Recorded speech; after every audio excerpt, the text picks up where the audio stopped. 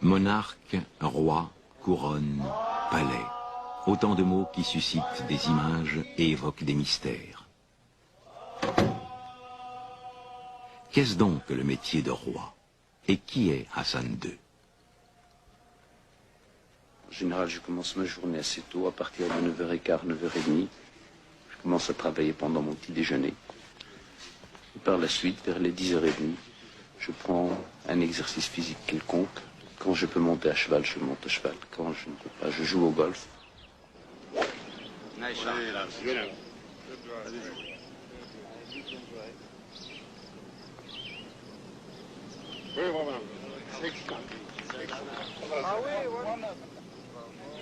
Pendant ce laps de temps, du reste, les choses continuent à se traiter, soit par téléphone, soit par ordre à donner et à recevoir. Je déjeune en général entre 1h30 et 2h, la plupart du temps avec quelques ministres. Après un repos, bien, je reprends mon travail entre 17h et 17h30. Ce travail n'est pas toujours le même. Il peut aller, comme vous avez pu le constater depuis la présidence d'un conseil des ministres, à une commission interministérielle, à la remise de fonctions de haut grade dans l'administration civile ou militaire. Il se peut aussi que je reçoive des gouverneurs ou d'autres fonctionnaires.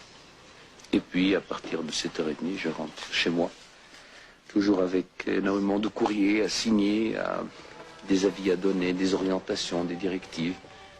Et ça ne s'arrête pas.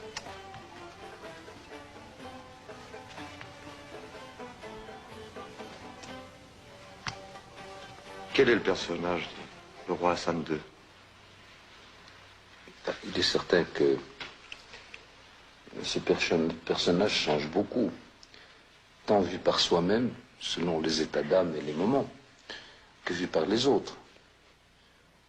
Et même en pleine subjectivité, le sujet ne peut pas être analysé de la même façon ni sous tous les angles. Par exemple, quand je me juge et que je juge mes actes, ça dépend du moment, du cadre, de l'heure de la journée, du travail accompli, des problèmes en suspens, de la façon dont certains ont été résolus. Il est certain que le jugement n'est pas toujours le même. Je pense que tout jugement porté sur ma personne maintenant, dans l'état actuel des choses, dans cette bouilloire qu'est l'humanité, dont on ne sait s'il faut aborder ces problèmes démographiques, ou ces problèmes de nutrition, ou ces problèmes d'équilibre social, ou ces problèmes de paix familiale. Il est certain qu'on voit mal le cheminement que peut faire un petit navire sur cette bouilloire. Mais l'humanité ne peut pas permettre, dans cette deuxième moitié du XXe siècle, de porter un jugement quasiment définitif sur un responsable à l'échelon étatique. Très tôt, tant à l'extérieur qu'à l'intérieur du royaume, Hassan II doit affronter les risques du métier. La frontière entre l'Algérie indépendante et le Maroc demeure incertaine. Elle est à l'origine de la guerre des Sables qui, en 1963, les opposera dans la région du Tindouf, près des marches sahariennes. Le retrait des troupes marocaines laisse entier le contentieux. En 1965, Mehdi Ben Barka, leader prestigieux de l'opposition marocaine, disparaît à Paris. On pointe du doigt le ministre de l'Intérieur, le général Oufkir, et une crise diplomatique éclate entre Rabat et Paris.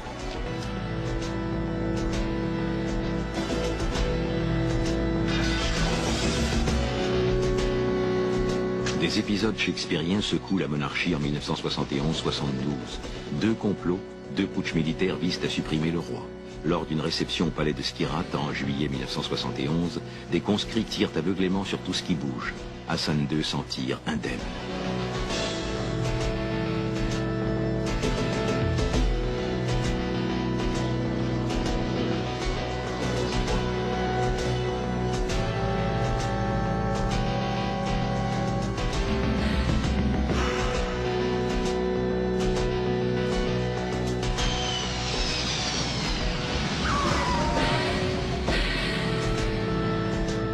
Le scénario reprend en 1972, alors que le Boeing du roi est pris en chasse par l'aviation militaire.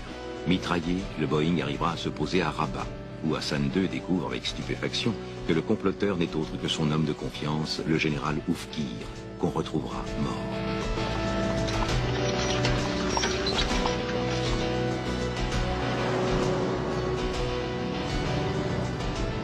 Vous avez été souvent déçu, trompé, trahi même. Vous savez, Comment expliquez-vous ces trahisons?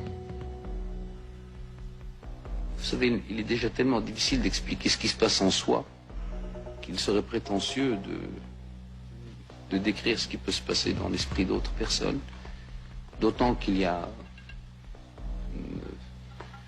certains noms dont je préfère ne pas parler. L'amitié est une chose nécessaire. Un homme qui n'a pas d'amis n'est pas un homme. Et je préfère encore, personnellement, être victime d'une amitié plutôt que d'être l'assassin d'une amitié. Je préfère que... Je ne dis pas que ce soit du masochisme, mais je préfère qu'il soit dit que j'ai été trahi plutôt qu'il soit dit que j'ai trahi une amitié. Je sens personnellement que je ne suis pas moi-même dans un certain nombre d'interviews que j'ai accordées depuis 1 an ou 2 ans. Je ne suis pas moi-même parce que j'ai l'impression, vraie ou fausse, que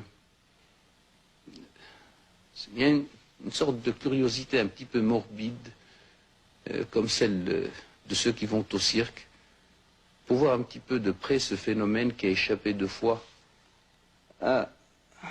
d'une façon miraculeuse à ce que les ordinateurs auraient barré d'un seul coup.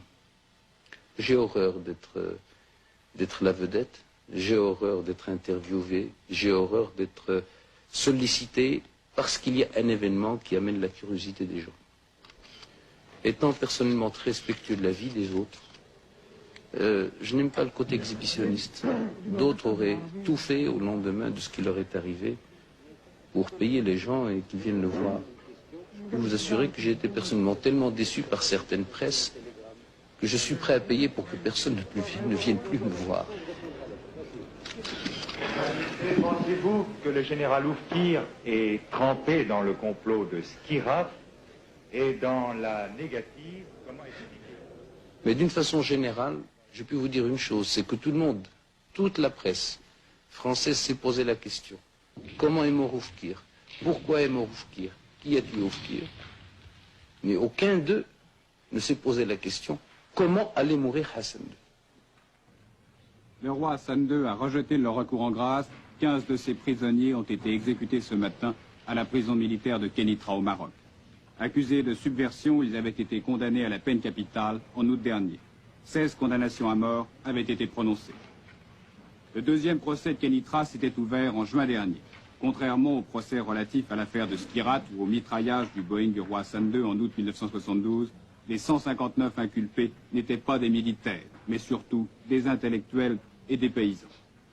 On ne leur reprochait pas un acte précis, mais plutôt la flambée d'agitation qui avait traversé le Maroc 3 mois auparavant. Vous êtes partisan d'être toujours au milieu de votre peuple? Vous savez, ce contact constant, cette sensation de n'être qu'un,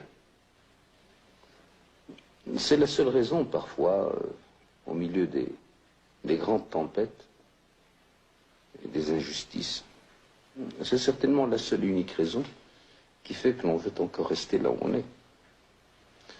S'il n'y avait pas cela, j'estime que tout homme peut vivre n'importe où, n'importe comment. Donc je ne me sens pas condamné, de par mes habitudes ou de par mes goûts, à vivre comme je vis. Je pourrais parfaitement vivre autrement. Mais ce qui me maintient là où je suis, c'est parce que je sens que je suis utile à mon peuple.